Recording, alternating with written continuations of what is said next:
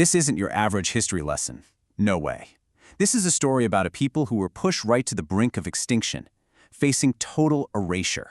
And they didn't just bounce back, they completely changed the game on what it means to survive. Seriously, just take a second and think about this. What if your entire world was just erased? Like everything. Your home, your culture, the one place you feel connected to something bigger? Poof, gone. What do you do then? Where do you even start? Well, for the Jewish people, this wasn't some deep philosophical question.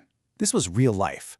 It all kicked off with this one catastrophic event, a moment that for any other group would have been the final chapter. To really get how huge this was, you have to understand the temple wasn't just some important building. It was everything. I mean, it was the absolute anchor of their entire world. Just picture it, the one place on earth where you felt God was literally present, just smashed into rubble. This was so much more than losing a war. It was a spiritual gut punch. It felt like God had just left. So let's recap. They've lost their land. Check. Lost their independence? Check. Lost the actual physical center of their faith? Double check. And to top it all off, they're forced to march as exiles into the heart of the empire that just crushed them. And here's the thing, for basically any other ancient people, this was game over. The story ends here. They'd just disappear, they'd blend in, their culture would fade away, and a few generations later, they're gone. So how on earth did the Jewish people pull off the impossible? They pulled it off by doing something completely radical. I mean, something nobody had ever thought of before. They basically created a spiritual revolution. They figured out a way to pack up their homeland and take it with them. This word right here, diaspora, is key to understanding, well, the next couple thousand years of Jewish history. They had to figure out how to exist as a nation, but a nation scattered all over the world. A people without a country. And this didn't happen by accident. Nope, it was engineered by this group of brilliant thinkers, these sages who saw the writing on the wall. They realized this exile wasn't going to be a short trip, so they deliberately built a whole new system to prepare their people for it. And what a change it was. They basically took the focus of their entire religion off of one single physical building, which, could be destroyed, and put it onto things you could do anywhere. It became a Judaism built on prayer, on studying their texts, and on building strong communities. The whole point was to make sure that even if you were 1,000 miles from Jerusalem, you could still feel connected. You could still hold on to who you were. They basically created a daily playbook that kept that spiritual fire alive, even when things looked really bleak. And the absolute genius of it was this.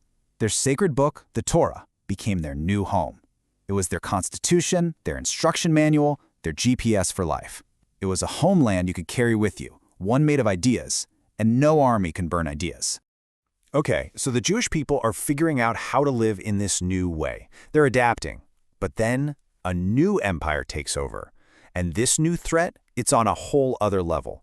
This time, it wasn't about saving their culture. It was about saving their own lives. All right, quick timeline check.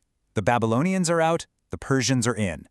So the Jewish people now have a new boss, King Ahasuerus, and they're living in this massive empire that stretches all the way from India to Ethiopia.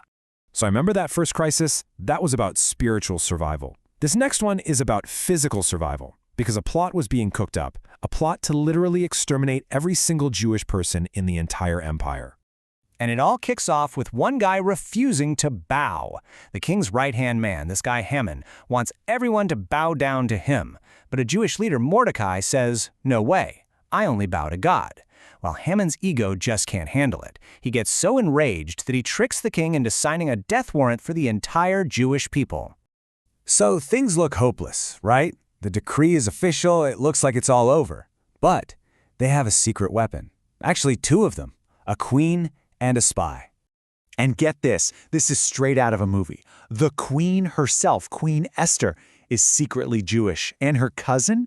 It's Mordecai, the very guy who stood up to Haman. All of a sudden, they have someone on the inside right at the top.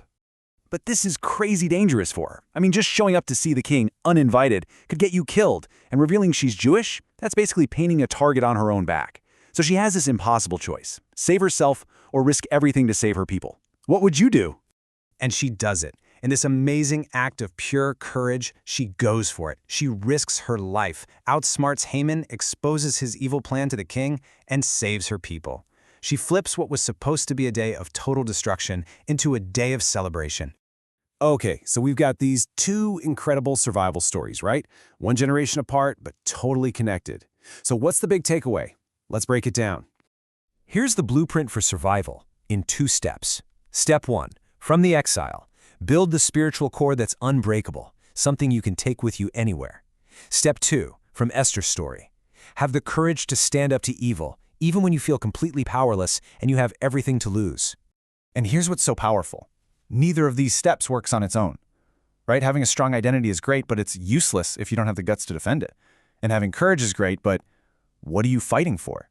It's the two things together, the portable faith and the courage to fight, that created this incredible legacy of resilience. So, this ancient story isn't just about the past. It's a blueprint that makes us all think. When our own world gets turned upside down, when we face our own crises, what's our portable homeland? What's that core thing we carry inside us? And where do we find the strength, not just to survive, but to actually build a future from the ashes?